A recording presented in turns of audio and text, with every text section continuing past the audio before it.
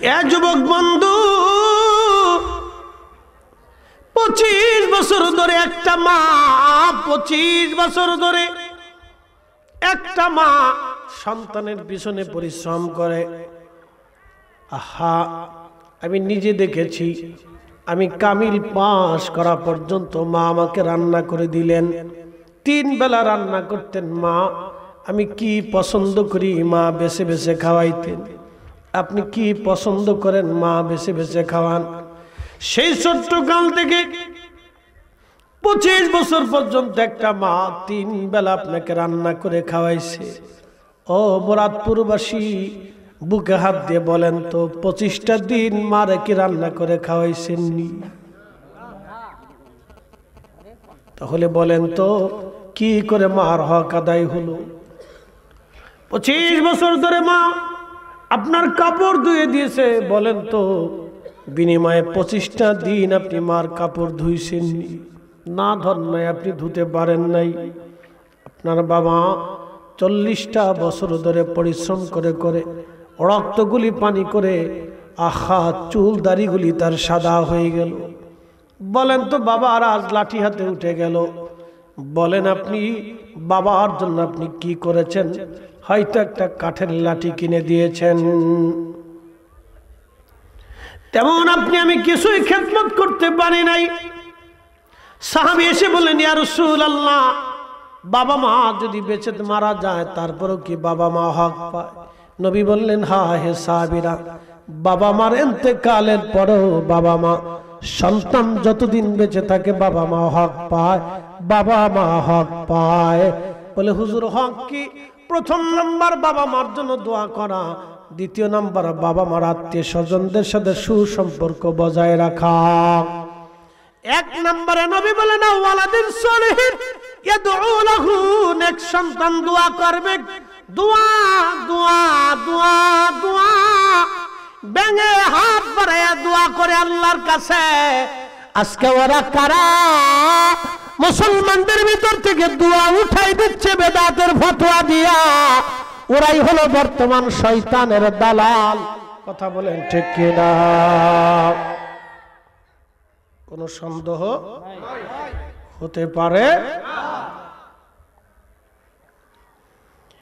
এইগুলি সব শয়তানের দালাল, শয়তানের দালাল। কালকে বরাতের রাত আসবে।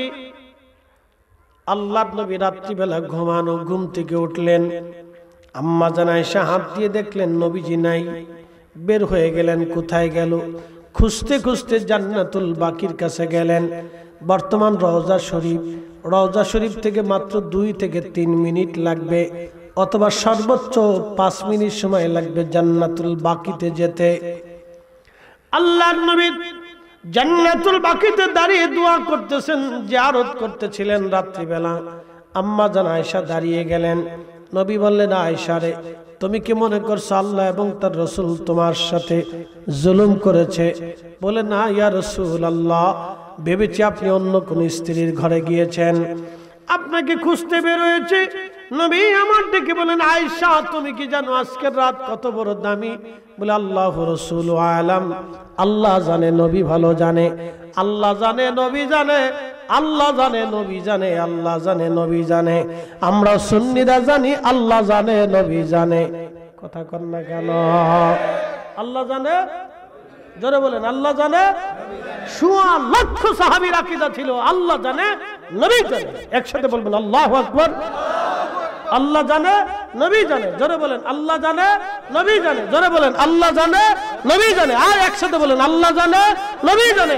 1.25 লক্ষ সাহাবীর আকীদা আল্লাহ জানে, নবী জানে। আমরা সুন্নিদের আকীদা আল্লাহ জানে, নবী জানে। কথা কর না, ঠিক কি না? আমরা রে বানাইছি বেদাতি, এরা হইছে সুন্নতি। উদর ফিনটি বুদুর গারে চুরি করছে একজন, সাফাইছে আরেকজনের গাড়ির উপরে। যে বলবে আল্লাহ জানে, নবী জানে না, ওটা হলো বেদাতি। কথা কর না কা? সমস্ত সাহাবীদের আকীদার বিপরীত হবে। সাহাবীরা বলতেন আল্লাহু ওয়া রাসূলুহু আলাম, আল্লাহ জানে, নবী জানে। সাহাবীরা বলতেন আল্লাহ জানে, নবী জানে।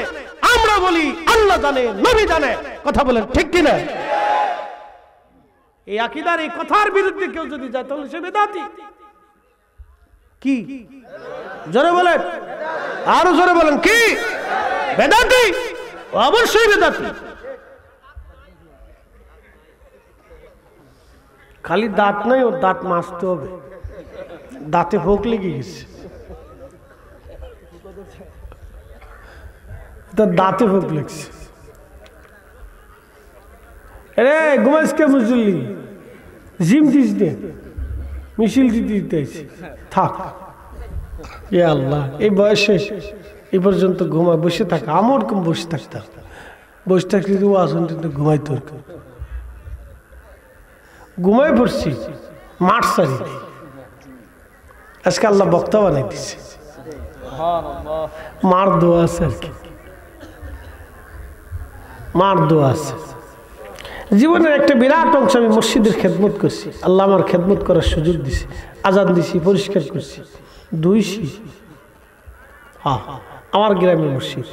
আমি ওয়াজ করতাম কি জানেন, এই যে রমজান আসতেছে, সেহরির সময় ওয়াজতাম, উঠে আইসা মাইক একটা দৌড়িয়ে বিরাট ওয়াজ করতাম, কোনো মুসল্লি নেই। সারা সেহরির সময় ওয়াজ করছি, আধা ঘন্টা ওয়াজ করছি, কোনো মুসল্লি নেই। আর পাবলিক কইতে, গ্রামবাসী কইতো, তুই ওয়াজ কর, ভালাই লাগে। আমরা দুই উপকার হয়, আমরা ঘুমোতে উঠা হয়, খাওয়া হয়, তোর ওয়াজও শোনা হয়। সারা রমজান ওয়াজ করছি, কি তো ওয়াজ, বাপরে বাপ, মুসল্লি একটাও নেই। এই জন্য শুনতে হবে। সরের কাছে গেলে চুরি শিখা যায়, কি কথা কর নাকি?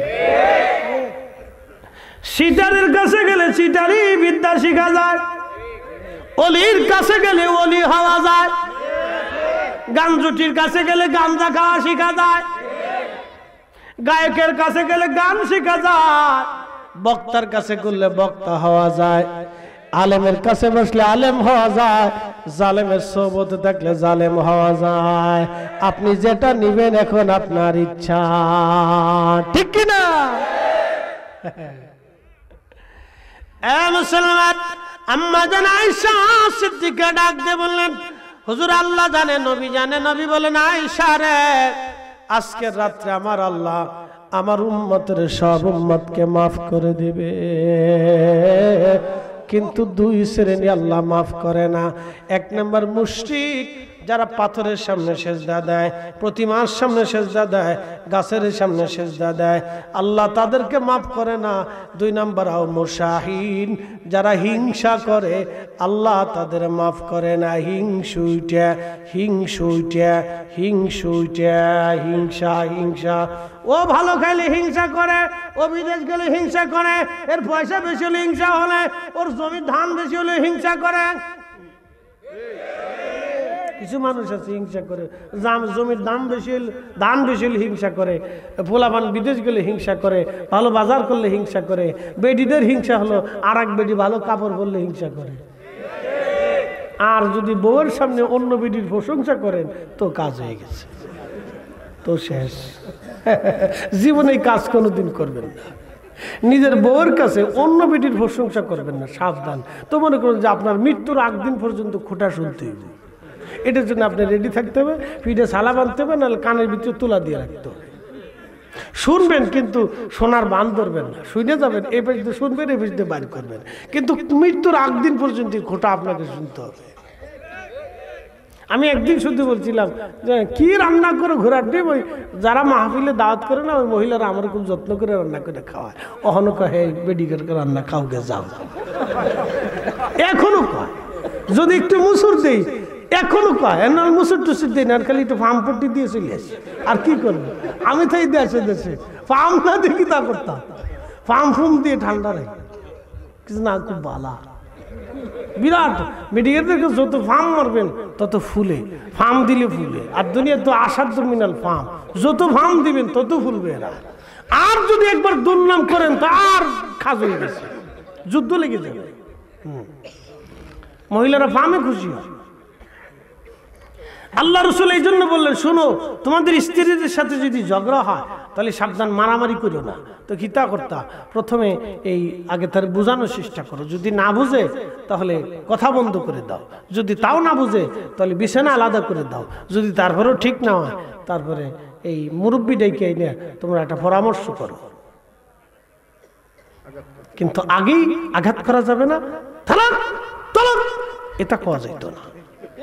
কি কথা কর না কেন, এটা বলা যাবে না। সমস্ত আম্মা জানরা একদিন নবীজিকে বলেন, ইয়া রাসূলুল্লাহ, আপনি কাকে বেশি ভালোবাসেন বলতে হবে আজ। দেখছেন নি কি জ্বালার জ্বালা।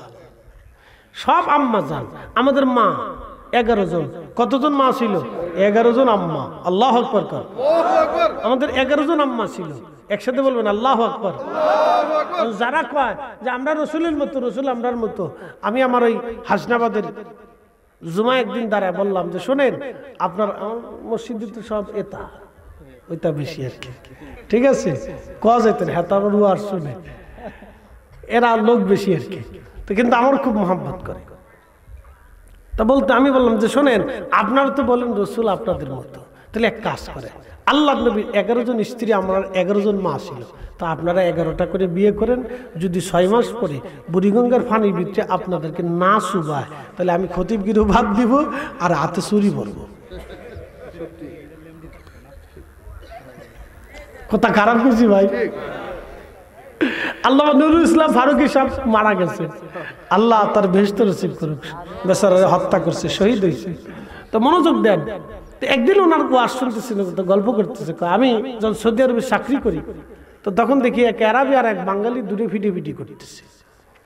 তো আরবিয়ানরা তো খুব মোটা তাজা শক্তিশালী, তো বাঙালি ফাটতেছে না, আরবির লোকে বাঙালি ফাটতেছে, আমরা তো একটু ছোটখাটো, তো আরবিয়ানরা খুব জোয়ান মধ্য লম্বা জড়া, তো বাঙালি তো কোনো কিছু না পেলে এই বাঙালি খালি হাতে মারামারি করতে পারে না, বাঙালির খালি হাতে মারামারির অভ্যাস নেই, বাঙালিরা কিছু না বলে জুতাটা হাতে লয়।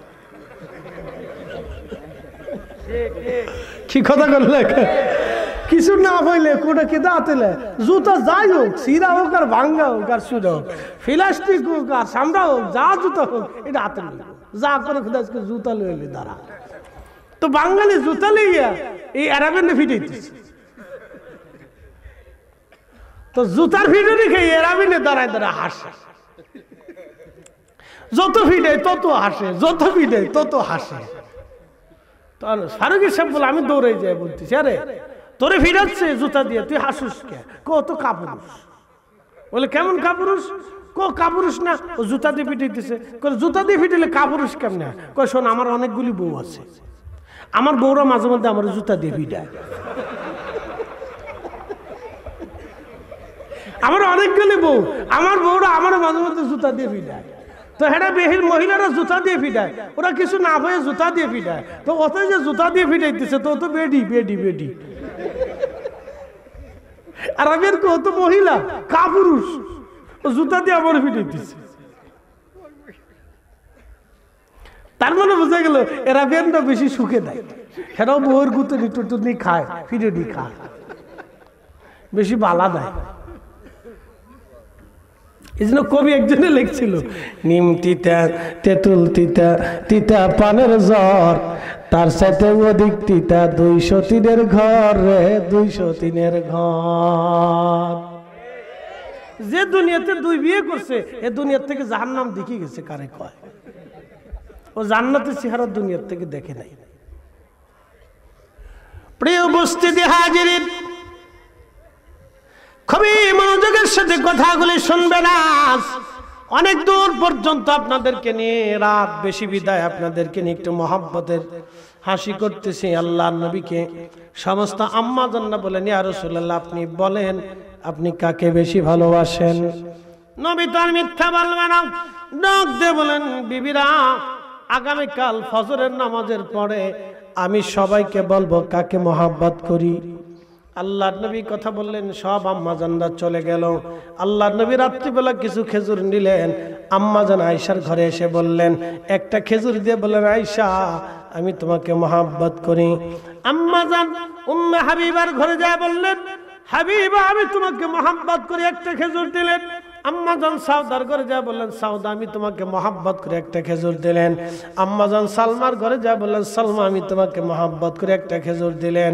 এইভাবে 11 জন স্ত্রী, আমাদের 11 জন আম্মাকে 11টা খেজুর দিলেন, আর সবাইকে বললেন আমি তোমার মহাব্বত করি। সকালবেলা ফজরের নামাজের পরে নবীজি নামাজ পড়ে হুজরা শরীফে ঢুকছে।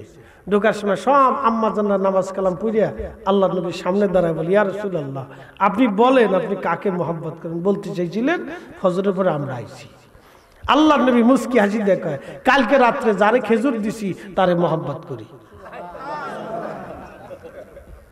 এখন আম্মাজান আয়েশা কে আলহামদুলিল্লাহ, আম্মাজান সাউদ কে আলহামদুলিল্লাহ, আম্মাজান সালমা কে আলহামদুলিল্লাহ, আম্মাজান হাবিবা কে আলহামদুলিল্লাহ। সবাই একজন আরেকজনের চেহারার দিকে দেখায়, তুমি আলহামদুলিল্লাহ কও কা, খেজুর তো আমারও দিছি। আর সবাই আলহামদুলিল্লাহ কয়, খেজুর তো আমারও দিছে, সবাইকে খেজুর আমারও দিছে। এটা উনি আমাদের নবী। আল্লাহু আকবার কর না। আল্লাহ তার প্রশংসা করতে যে আল্লাহ কোরআনে বলে দিলেন, আল্লাহু আকবার ওয়ালিল্লাহিল হামদু বিসমিল্লাহির রাহমানির রাহিম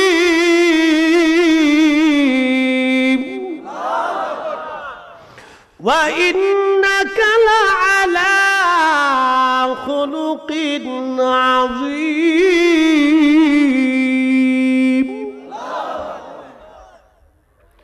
আমার হাবিব, আমার বন্ধু, আপনি হচ্ছেন মহান চরিত্রের অধিকারী। আপনার চরিত্রের উপরে আর কোনো চরিত্র নাই। আপনি মহান চরিত্রের আধার। জোরে বলা যাবে কি মারহাবা। ত্রিভুবনের প্রিয় মুহাম্মদ, ত্রিভুবনের প্রিয় মুহাম্মদ এলো রে দনি আয় রে সাগর আকাশ বাতাস দেখবে যদি আয় রে সাগর আকাশ বাতাস দেখবে যদি ধুলির ধারা বেহেশত আজ জয় করিল দিল রে লাজ। আজকে খুশির ঢল নেমেছে দুশর সাহারায় রে সাগর আকাশ বাতাস দেখবি যদিয়া আয় রে সাগর আকাশ বাতাস দেখবি যদি। বন্ধুগণ আমার, মায়ের কথা বলছি। মা দোয়ার জন্য কবরে, মা প্রতীক্ষায় রুহগুলি কবরের উপরে আজ বসে আছে। আহা, কতটা বছর পার হয়ে গেল, কতদিন বাবার রুহটা কবরের উপরে আজ বসে আছে। ও যুবক, কেন মা বাবার জন্য দোয়া করবেন? আমার রব, আমার আল্লাহ দোয়ার বাক্যগুলি আল্লাহ নিজে শিখাইলেন। রাব্বির হামহুমা কামা রাব্বায়ানি সগীরা। এতদিন আপনারা এই দোয়া শুনেছেন, দোয়া পড়েছেন, আজকে আপনাদেরকে এর মর্ম বুঝিয়ে দিয়ে যাচ্ছি। মনোযোগ দেন। রব আল্লাহ, আল্লাহর শব্দ রব। রব শব্দের অর্থ লালন পালন করেনওয়ালা। যিনি লালন পালন করেন দয়া দিয়ে, ভালোবাসা দিয়ে, তিনাকে রব বলা হয়। রাব্বির হামহুমা কামা রাব্বায়ানি সগীরা। মা বাবা মারা গেলে মা বাবার জন্য দোয়া করবেন। এইখানে একটা শব্দ লেখা আছে ভাইজান, ইসালে সওয়াব। ইসালে সওয়াব মানে কি জানেননি? ইসালে সওয়াব হলো জিন্দা মানুষের পক্ষ থেকে মৃত মানুষের কবরে নেকি পৌঁছানোর নাম হলো ইসালে সওয়াব।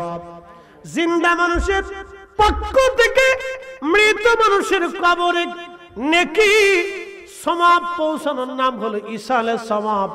ইসালে সওয়াব। ভাই আমার দরদি বন্ধু, খুব মনোযোগের সাথে কথাগুলি শুনবেন। বেশি সময় নেব না, আর অল্প একটু টাইম। খুব মনোযোগ দিবেন, লাড়াচাড়া দিবেন না। আপনাদেরকে আজকে একটা ভিন্ন জগতে নিয়ে যাব আমি। এই সময় এত সময় আপনাদেরকে মজার মজার কথা শোনাইলাম, কারণ রাত্রে বেশি মজার কথা না শুনলে আপনারা বসে থাকবেন না আমি জানি। এখন আপনাদেরকে একটু ভাবের জগতে নিয়ে যাব, ভাবনার জগতে আপনাদেরকে নিয়ে যাব। আল্লাহ আমার আল্লাহ বললেন, রাব্বি রাহমহুমা কামা রাব্বায়ানি সগীরা। আল্লাহ দুয়ার ভাষাগুলি কেমন হবে শিক্ষা দিলেন, হে আমাদের রব, আপনি আমাদের আব্বা আম্মাকে কবরে সেইভাবে লালন পালন করেন যেইভাবে আমাদের মা বাবা ছোট্টকালে আমাদেরকে লালন পালন করেছিল। রাব্বায়ানি সগীরা, রাব্বায়ানি সগীরা, রাব্বায়ানি সগীরা, ছোট্টকালে যেইভাবে লালন পালন করেছিল। ছোট্টকালে মা কেমনে লালন পালন করে? যাদের বাচ্চা হয়েছে, যারা মা হয়েছেন, যে নারীরা মা হয়েছেন, যে বোনেরা মা হয়েছেন, যে ভাই মা বাবা হয়েছেন, একটু মনোযোগ দিবেন। আপনি আপনার ছোট্ট বাচ্চাটাকে যেইভাবে লালন পালন করতে দেখেন, ঠিক আপনারা মা আপনাকে সেইভাবে লালন পালন করেছিল। পেট থেকে দুনিয়াতে আসার পর আপনাকে মা কোলের মধ্যে নিয়ে, বুকের মধ্যে নিয়ে পরম আদরে মা দুধ পান করিয়েছে, আপনার পেশাব করে দিয়েছেন, মা ঘৃণা লাগে নাই। পৃথিবীর সব মানুষের মুখের মধ্যে কাপড় চলে গেলেও আপনার আমার মায়ের মুখের মধ্যে কাপড় যায়নি। মা হাসতে হাসতে পায়খানাগুলি পরিষ্কার করে দিয়ে মা আবার আপনাকে চুমা লাগাইয়া বুকের মধ্যে নিয়ে দোলাইয়া দোলাইয়া মা ঘুম পাড়ায় দিয়েছে।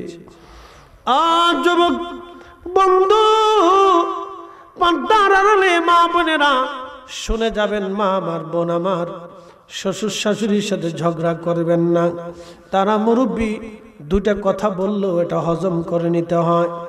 আহা, আর মুরব্বী যারা আছেন, মা বোন আমার যারা আছেন, মুরব্বী যারা আছেন, কখনো বেটার বউকে কষ্ট দিবেন না, কারণ সেটা আপনার মেয়ের মতো, কন্যার মতো। ওর মাধ্যম দিয়ে পৃথিবীতে আপনার নসল আল্লাহ পাঠাবে, আপনার নাতিপুতি পাঠাবে, আপনার বংশধর আসবে। অতএব তার অবদানকেও ছোট করে দেখার সুযোগ নাই। তাকে নিজের কন্যা সন্তানের মতো আদর করবেন, তার বিপদে দুঃখে দুঃখী হবেন, সুখে সুখী হবেন। শাশুড়িরা কখনো ছেলের পক্ষ নেবেন না, বেটার বউয়ের পক্ষ নেবেন। আর যারা শ্বশুর হয়েছেন, আপনারা মেয়ের পক্ষ নেবেন না, জামাইয়ের পক্ষ নেবেন। এটা আল্লাহর নবীর আদর্শ ছিল। তাহলে সংসার বেঁচে যাবে। এ মুরাদপুরবাসী, মা ছোট্টকালে আপনাকে লালি দুলিয়ে দুলিয়ে ঘুম পাড়িয়েছে, খাবার আপনাকে খাওয়াইছে, কেঁদে দিয়েছেন। গভীর রাত আপনি একবার দুইবার ঘুম থেকে উঠেন নাই, 10 বার যদি ঘুম থেকে উঠেছেন, 10 বার মা আপনার ঘুম থেকে উঠেছে। একটা হাতের ডানার উপরে মার কোলের মধ্যে সারা রাত্র পার করেছেন। মা ডান বাম কাজ হতে পারে নাই আপনার জন্য। সারাটা রাত মা ওইভাবে এক কাঁধে কাটিয়ে দিয়েছে, ব্যথা যন্ত্রণা কষ্ট হয়েছে। তার বড় মা আপনার আমার কথা মনে করে ব্যথা যন্ত্রণার দিকে তাকায় নাই। এই জন্য আমার রব বললেন, রব্বির হামহুমা কামা রাব্বায়ানি সগীরা। দোয়া করবেন, দোয়া মানবেন। যদি না করেন তাহলে অবস্থা বড় ভয়াবহ। আমি আপনাদেরকে একটা ঘটনার দিকে নিয়ে যাব। এখন বিশ্ববিখ্যাত ইমাম আল্লামা ইমাম আবুল ফারাজ ইবনুল জৌজি রাহিমাহুল্লাহ তার একটা কিতাবে ঘটনাখানা লেখেন। আল্লাহর একজন মহান ওলি ছিলেন, তার নাম মালিক ইবনে দিনার আল ইরাকি আল বসরি রাহমাতুল্লাহ আলাইহি। মালিক দিনার রাহমাতুল্লাহ আলাইহি বলেন, আমি হজ করার জন্য মক্কায় গেলাম, হজ শেষ করলাম। হজ শেষ করার পরে হজ যখন শেষ হয়ে গেল, আমি আল্লাহকে বললাম, ইয়া রব, আমি তো হজ করলাম, কিন্তু কবুল হয়েছে কিনা জানি না। আল্লাহ রব্বুল আলামিন, কার হজ হলো কার হজ হলো না, আপনি দয়া করে আমাকে বলে দেন।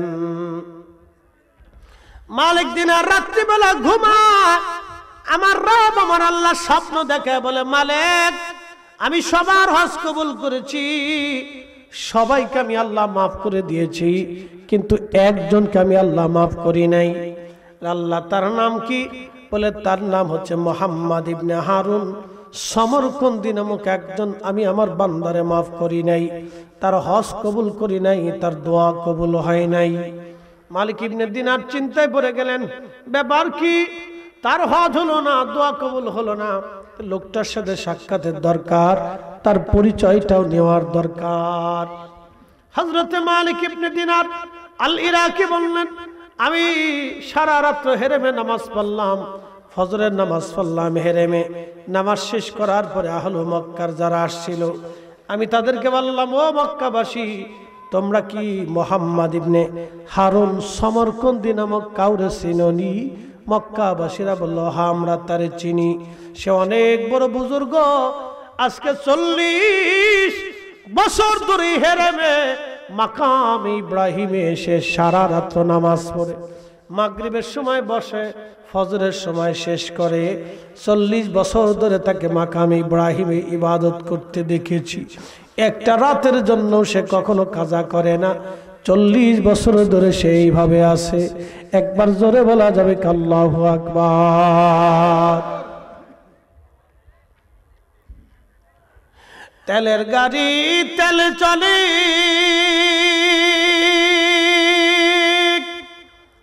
হাওয়ার গাড়ি হাওয়ায় উড়ে, বিনা তেলে চালাই গাড়ি নবী সুলাইমান।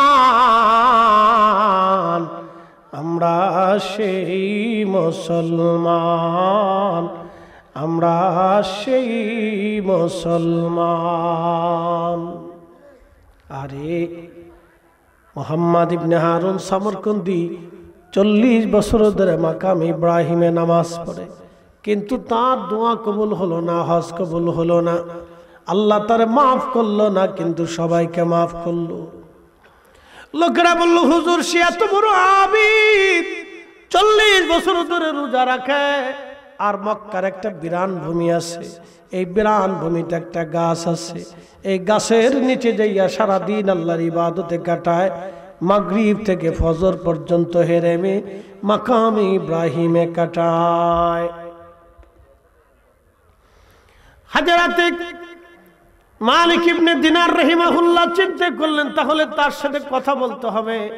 তিনি হাঁটতে হাঁটতে চলে গেলেন বিরান ভূমিতে, যাইয়া দেখলেন একজন আল্লাহর বান্দা গাছের নিচে দাঁড়াইয়া, হাত তার ডান হাতটা কাটা, তার ডান হাত নাই, গাছের নিচে দাঁড়াইয়া খুব নিবৃতে নির্জনে একাকী ধীর স্থির ভাবে নামাজ পড়তেছে। মালিক ইবনে দিনার বললেন, আমি আস্তে করে যে তাকে পিছন দিক থেকে সালাম দিয়ে দাঁড়িয়ে গেলাম, বসে গেলাম, সালাম দিয়ে আমি বসে বললাম।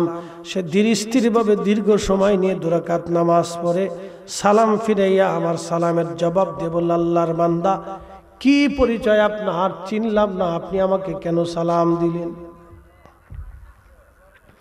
বলে, আপনার নাম কি? মুহাম্মদ ইবনে হারুন সমরকন্দি। বলে, হ্যাঁ আমি সমরকন্দি। বলে, আপনার পরিচয় কি? বলে, আমার পরিচয় হচ্ছে আমি মালিক ইবনে দিনার আল ইরাকি আল বসরি, আমি বসরার অধিবাসী মালিক ইবনে দিনার।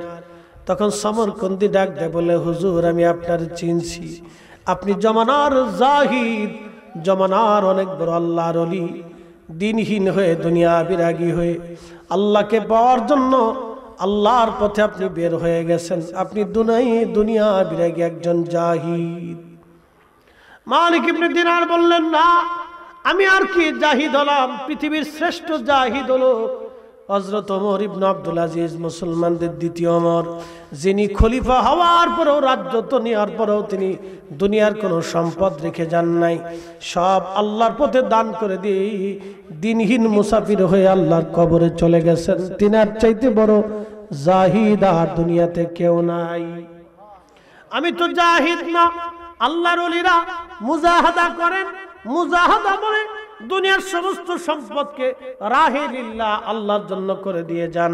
তারা কিছু নিজের জন্য রেখে যান না, সন্তানের জন্য দিয়ে যান না, বাড়ি ঘরের জন্য কিছু রাখেন না, সব আল্লাহর নবীর মতো বিলীন করে দিয়ে দিনহীন ভাবে আল্লাহর পথে বের হয়ে ঘোরেন। যেমন হযরত শাহজালাল আমিন মুজারিদি, তিনি জাহিদ ছিলেন, 360 জন আল্লাহর ওলি তারা জাহিদ ছিলেন। খুব মনোযোগ দিবেন। হযরত মালিক ইবনে দিনার বললেন, ও আল্লাহর বান্দা, তোমাকে একটা সংবাদ দেওয়ার জন্য আসছি। বলে হুজুর কি সংবাদ বলেন? বলে আল্লাহর বান্দা, তোমাকে একটা দুঃখের সংবাদ আমি দেওয়ার জন্য আসছি। বলে হুজুর কি দুঃখের সংবাদ বলেন? ইমাম আবুল ফরাজ ইবনুল জৌজি লেখেন, তখন মালিক ইবনে দিনার বললেন, আল্লাহর বান্দা গো, আমি আল্লাহর কাছে দোয়া করে ঘুমিয়েছিলাম, আল্লাহ আমার স্বপ্ন দেখাইছে, আল্লাহ হেরেমে এই বছর হজে আল্লাহ সব হাজিদেরকে মাফ করে দিয়েছে, কিন্তু আমার রব আমার আল্লাহ একজনকে মাফ করে নাই। আমি আল্লাহর কাছে জানতে চাইলাম, রব সে কে? আমার আল্লাহ আপনার নাম বললেন, পরিচয় দিলেন, হে সামরকন্দি, আল্লাহ সবাইরে মাফ করছে কিন্তু তোমারে মাফ করে নাই। আল্লাহ সবাইরে ক্ষমা করছে কিন্তু তোমারে ক্ষমা করে নাই। আহা, সামরকন্দি বসে বসে কাঁদে আর বলে, হুজুর শুধু আপনি না, 40 বছর ধরে আমি মাকাম ইব্রাহিমে নামাজ পড়ি, 40 বছর ধরে এই গাছের নিচে বিরামহীন ভাবে আমি আল্লাহর ইবাদত করি, 40 বছর ধরে রোজা রাখি, তারপরও 40তম বছরে আপনি আমার সংবাদ দিলেন আল্লাহ মাফ করে নাই, কিন্তু বাকি 39 বছরে 39 জন আল্লাহর ওলি এসে আমাকে বলে গেছে আমার ক্ষমা হয় নাই। আপনি যা বললেন 39 বছর ধরে আমি সেটা শুনতেছি, আমার ক্ষমা হয় নাই।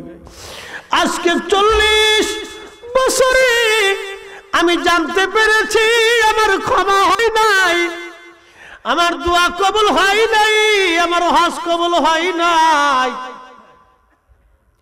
আমার উপায় কি হবে? উপায় কি?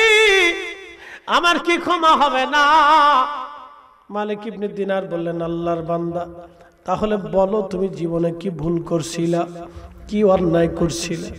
তখন এই সমরকন্দি ডাক দিয়ে বলল, হুজুর আমি সমরকন্দের অনেক বড় ধনী ছিলাম, 7000 স্বর্ণ মুদ্রা ছিল আমার জমানো, 7000 স্বর্ণ মুদ্রা, বর্তমানে মিনিমাম 7000 কোটি টাকা হবে।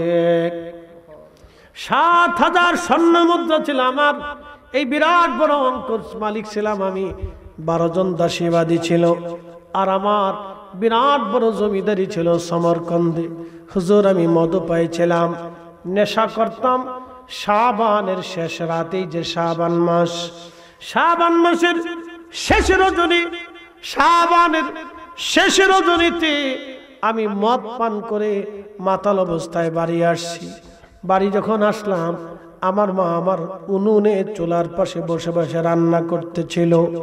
আমার জননী, আমার মা আমার হাতটা ধরে বলল, বেটারে এই শাবানের শেষ রাত্রি বেলা রমজান আসবে, কত ছেলেরা রমজানের জন্য প্রস্তুতি নেয়, কত মানুষ রমজানের জন্য প্রস্তুতি নিচ্ছে রে বেটা, আর তুই কিনা আজ মদ পান করে আমার একটা মাত্র সন্তান মদ খাই আমার ঘরের মধ্যে আসছিস, কত মানুষ মারা যায়, তুই কি মরতে পারিস না?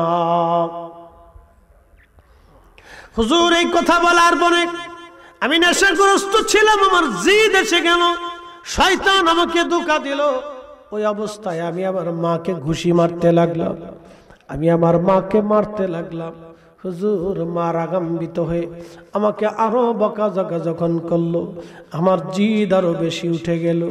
হুজুর জিদ উঠার পরে আমি মাকে জাপটে ধরে নিয়ে আমার বৃদ্ধ মাকে আমি উনুনে চুলার আগুনের মধ্যে ফেলে দিলাম। আগুনে মার শরীর ধরে গেল।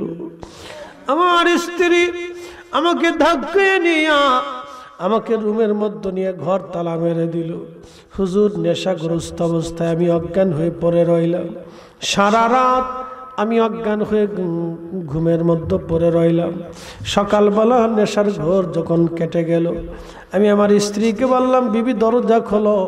আমার স্ত্রী কর্কশ ভাষায় বলল, তোমার মতো নাফরমানের সঙ্গে আমি আর সংসার করব না রে স্বামী, এত বড় সর্বনাশ করছো, তোমার সাথে সংসার করার আর আমার ইচ্ছা নাই।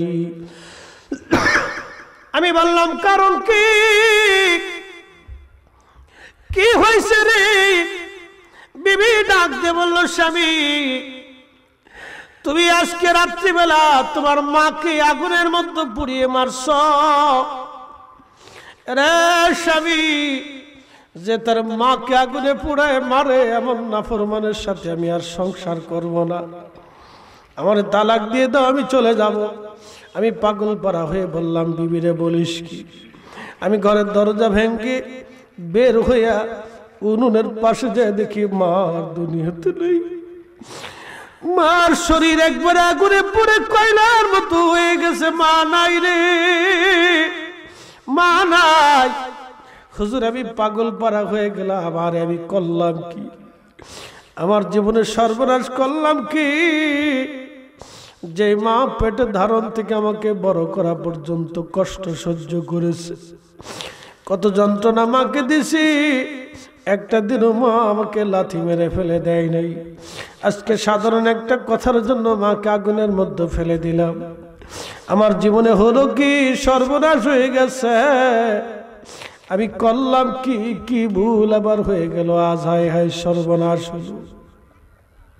হুজুর মাকে জানাজা করে কাফন দাফন করে বাড়ি এসে আমার স্ত্রীকে তালাক দিয়ে দিলাম, সে চলে গেল।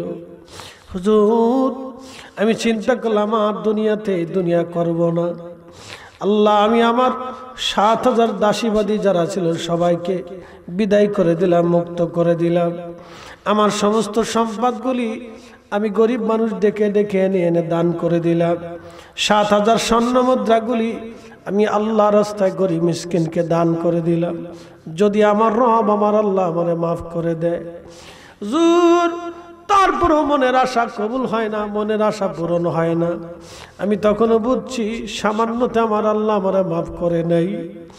ওগো আল্লাহর ওলি, যেই হাত দিয়ে আমারে মারছিলাম, দেখেন আমার ডান হাতটা আমি নিজে হাতে